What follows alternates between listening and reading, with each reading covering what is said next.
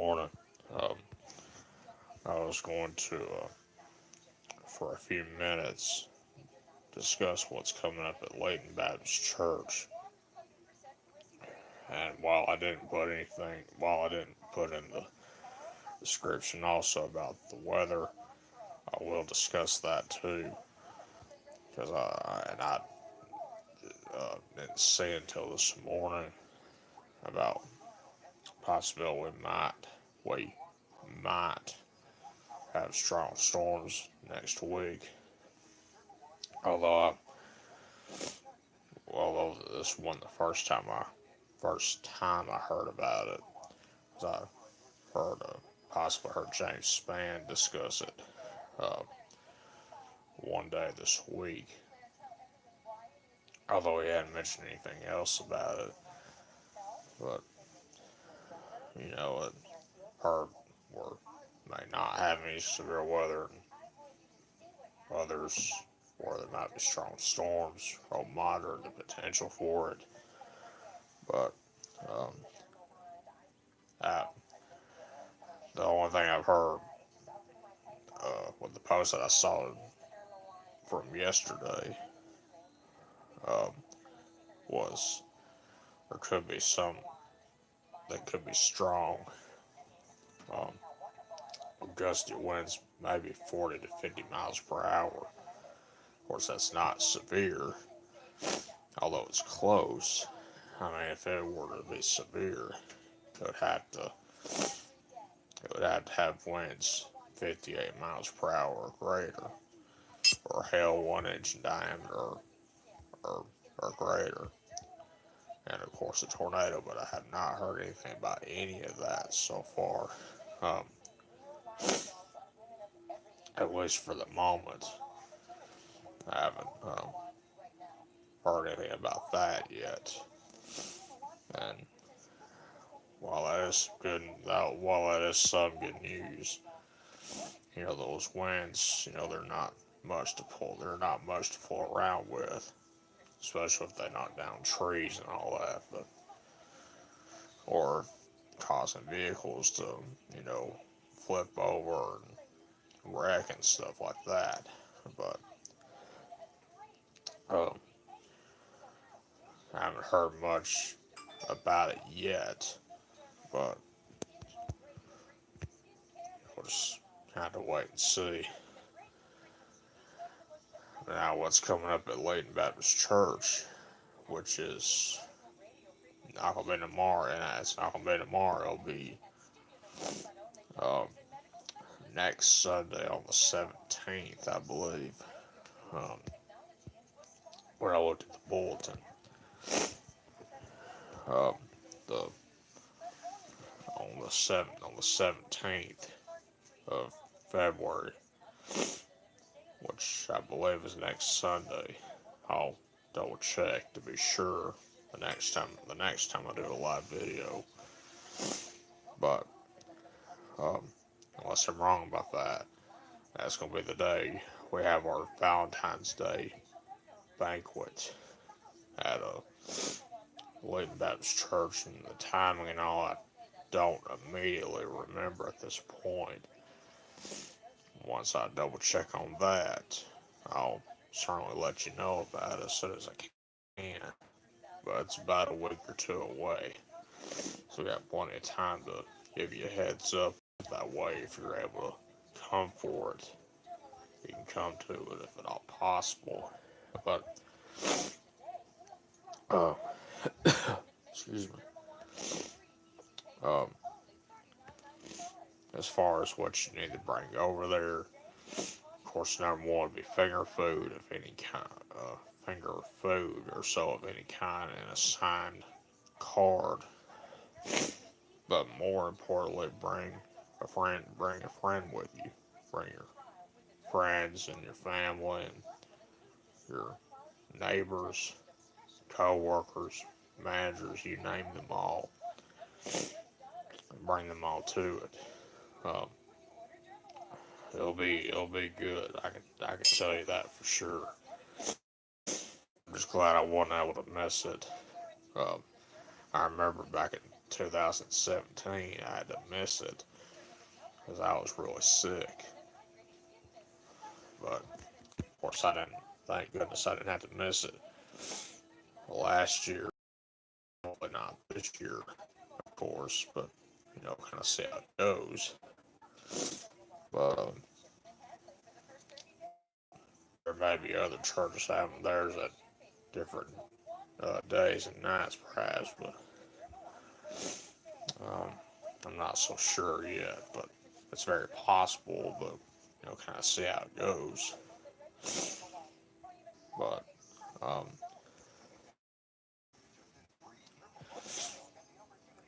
see how it goes from here on out. Um, but but that's coming up, and of course, like I mentioned about the possibility of strong storm or two next week, and like I said, um, I've been hearing things off and on about that possibility. Um, you know, things could change, and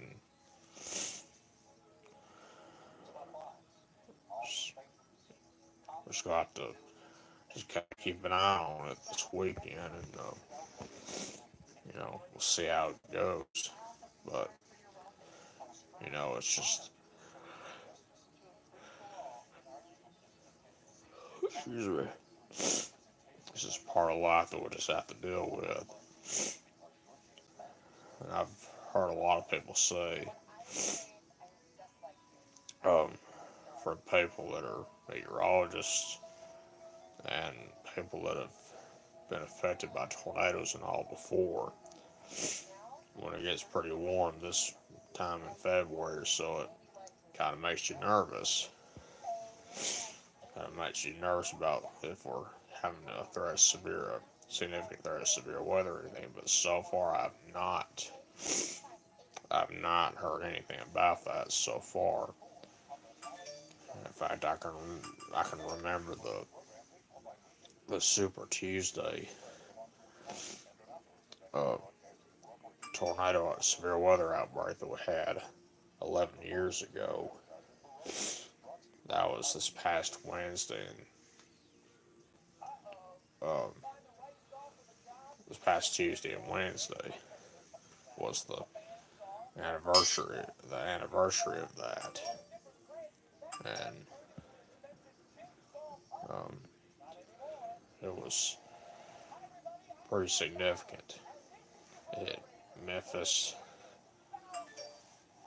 it hit the Hickory Ridge Mall in Memphis, and it hit the Union University over in Jackson, Tennessee.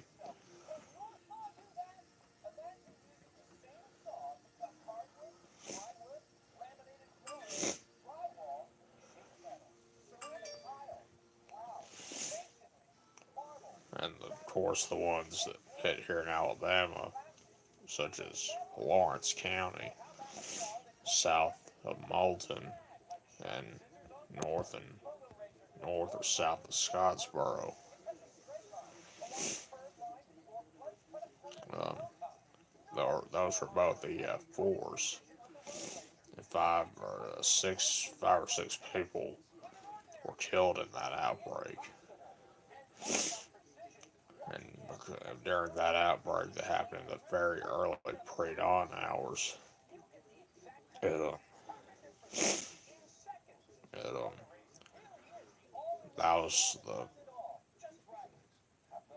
that was the reason why I got to know weather radio. Why that was one of the reasons why I bought a no weather radio. And, of course, after the April 27, 2011 outbreak, that really got my attention into getting a weather radio, and of course other outbreaks that we had caused me to have that thought of mine to get a weather radio, and I hope you have one. If you don't, I'd recommend it. Because the one thing I saw yesterday or Thursday, don't remember what day it was, but whatever day or night that it was, whatever day or night it was, uh, I saw somebody from WHT News 19 say something about um, Severe Weather Awareness Week coming up. We had tax-free weekend to get whatever you need to get to be prepared for severe weather. Like from the 22nd to the 24th, if I remember correct. I could easily be wrong, but I think that's what I remember hearing. And if that holds true, if that holds true, then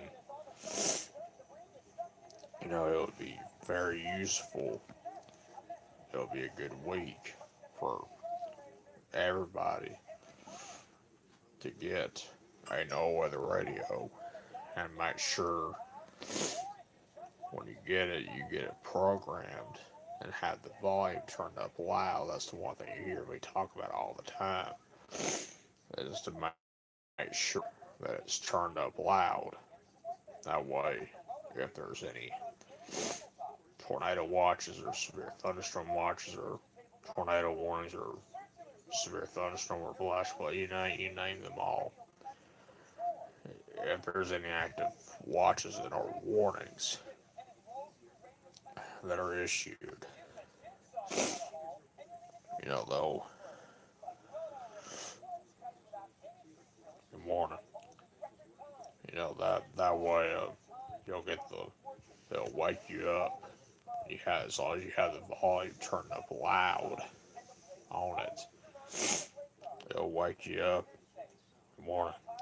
It'll wake you up in the middle of the night or the pre-dawn hours.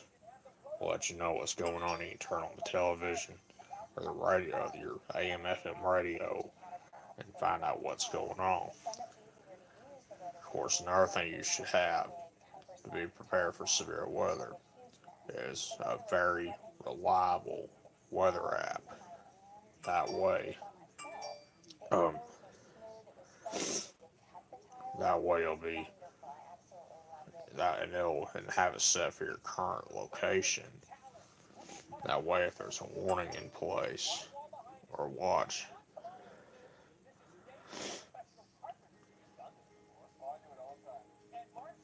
okay. And once you have it set for your current location, it'll only go off if your current location is under a warning. If you're in the polygon,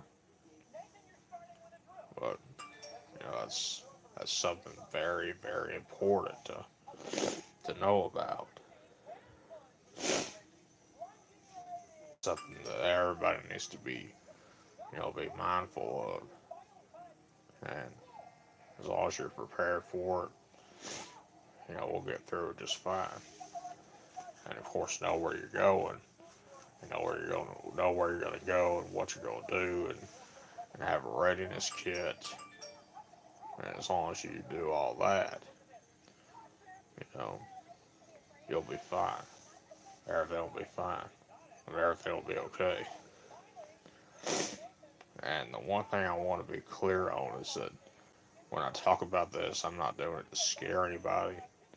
I'm just doing it to help you be prepared and all that stuff, and that's very, very important. And as long as you're prepared, like I said, we're gonna be okay.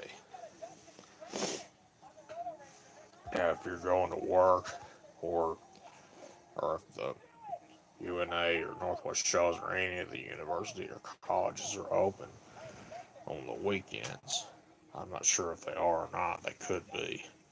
I could be wrong, but um, if they are, if you're going there or to work or to the hospital, wherever you're going this morning, number one, bundle up because it's cold outside. And two, if there's fog out there, and I don't know if there is or not, could be, just take it slow. Just take your time getting there. Rather you take your time than not get there at all and risk having a wreck or anything worse.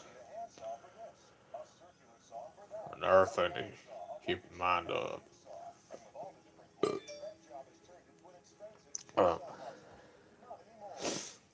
another thing to keep in mind of is if you're approaching a railroad crossing, please make sure that you come to a complete stop and look both directions and make sure all tracks are all clear and have the windows rolled down briefly to where you can hear the train coming if there's one coming. If you don't hear one coming and you look both directions and you know for sure that all crossings are all clear, then you can safely and quickly go on about your business. But be safe though. If there's a train coming, please come to a complete stop and stay stopped. Don't go around the gates. Don't walk through the train if it's stopped or parked. It's against the law and you can be putting yourself and others in danger. Every life is precious.